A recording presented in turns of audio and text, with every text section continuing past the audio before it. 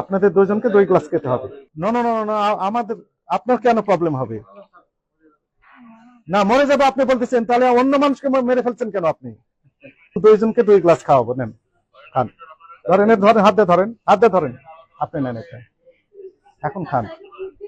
দুইজনেই খেতে হবে, খান। হ্যাঁ, আরেকবার বলেন। সরাসরি খাওয়া যাবে না।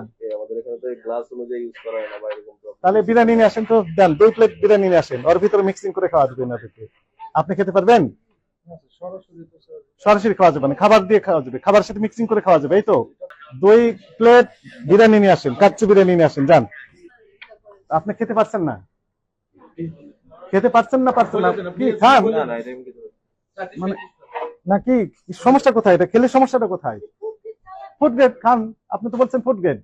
না না না না, আমাদের আপনার কেন প্রবলেম হবে? শুনলেন তো, খুব নামকরা রেস্টুরেন্ট কাচ্চি ভাই। ঢাকা শহরের অনেক জায়গায় তাদের শাখা রয়েছে।